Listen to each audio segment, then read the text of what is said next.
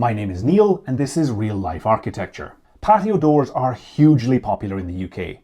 They are a great way to connect a house to the garden, but it's easier than you think to mess this up, and the consequences can be very expensive. I've designed dozens of projects and been in hundreds of homes with patio doors over the years. There are many suppliers using different materials and various systems for patio doors in the UK, but I've seen the same three problems come up again and again. These problems can cost homeowners a fortune to fix, but they are easy to avoid if you know what to look for. This video is sponsored by Sunflex UK. I've specified their doors and windows in my own projects since 2017. I'm going to explain these three issues to you so you don't mess up when ordering new patio doors. And at the end, you will understand why I use Sunflex products and their installer network to avoid the pitfalls. There are chapter timestamps below if you want to skip ahead, so let's get started. Avoid bonded glass. For years, patio door manufacturers have been trying to outdo each other with new innovations so they can stand out in a competitive market. Innovation is generally a good thing, but sometimes the consequences of new technology are not explained to the consumer. One example of this is bonded glass in patio doors. It exists to allow the patio door frame to be super thin. It does this by gluing together glass sheets and the aluminium frame in the factory. Most windows and door frames are made separately from the glass, and the glass is only fitted after the frames have been installed in your home.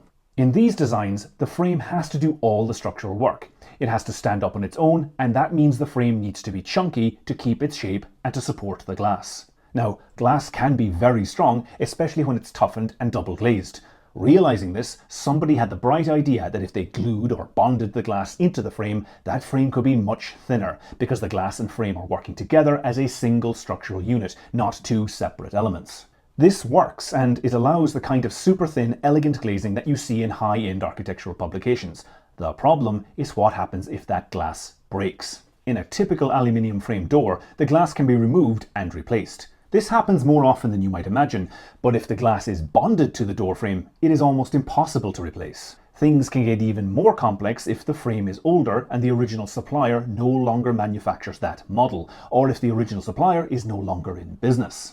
In either of those scenarios, it is not possible to use a different door because it won't fit into the frame, and the entire frame has to be removed and an entirely new frame with new door installed to replace one broken pane of glass. A job that should cost a relatively modest sum rapidly becomes very expensive, all because of bonded glass. It looks slick with thin frames, but I don't think it's worth the risk. If you are choosing patio doors that are advertised with thin frames, ask the supplier about bonded glass and challenge them to explain how this would be replaced if the glass breaks. Sunflex use frames where the glass is held in place with a removable bead. This allows the glass to be removed without affecting the frame.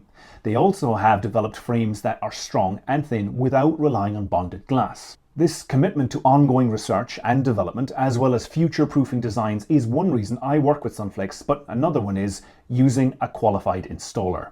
The patio door market in the UK is a crowded place. There are lots of manufacturers and suppliers using a variety of different systems and materials. Since COVID, the cost of construction has increased massively. I've made videos taking a deep dive into house extension budgets, and I fully understand why homeowners will do anything to keep costs down. But one area where I see people making a false economy is ordering cheap patio doors and then having their builder install them. If a fault emerges after installation, let's say the door stops closing properly, how do you know who is responsible?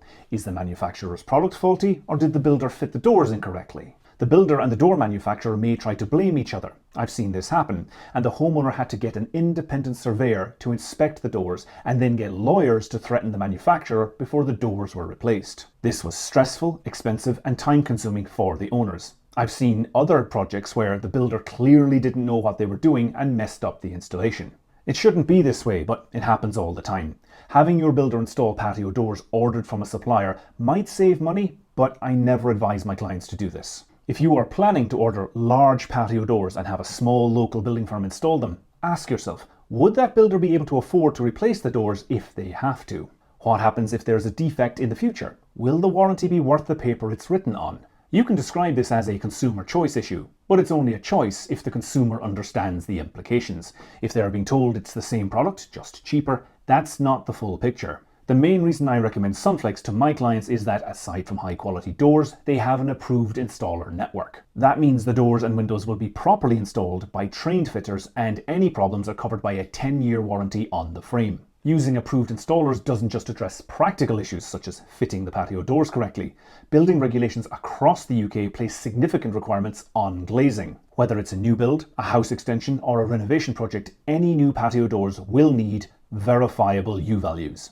Every part of a building has a U value. Whether it's a wall, floor, or roof, the U value measures how much heat escapes per square metre per hour, and glazing is no exception. This can get complex, but to keep it simple, think about U values like golf. The lower the number, the better the score. U values apply to doors and windows as well, and if you are fitting new patio doors, the building regulations set a maximum U value for those doors. The numbers vary depending on whether it's a new build, a house extension, or a renovation project. Even when replacing existing patio doors, newer models still need to comply with the building regulations. The question is, how do you prove they do? It's relatively easy to calculate the U value for a floor, wall, or roof once you know what every layer is made from, but glass doors are complex because the U value is the average of the frame and the glass together. To work this out, the manufacturer has to be able to prove the U value of the door frame and the glass, then measure the area of the frame and the area of the glass to get the average. Every door and window is unique, so they each have to be calculated separately. Double and triple glazing can be very thermally efficient with super low U value scores, but it's much harder to design frames that keep out the heat. Because the frame has to be very strong to support the glass, it must be built from robust components.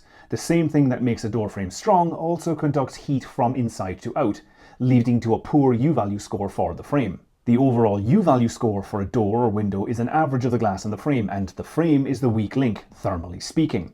Smaller doors and windows can struggle to meet the required U value because they have more frame relative to the area of glass. The building regulations set different U values in England, Wales, Scotland, and Northern Ireland, depending on whether the building is a new house, an extension, or a renovation.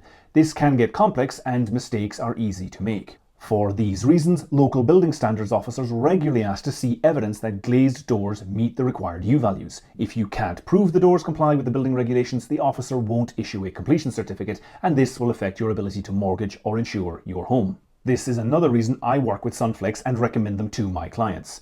Their approved installers understand how the building regulations work. They calculate the U values for each door and window separately, and they can provide documentary evidence to back this up when building standards officers ask.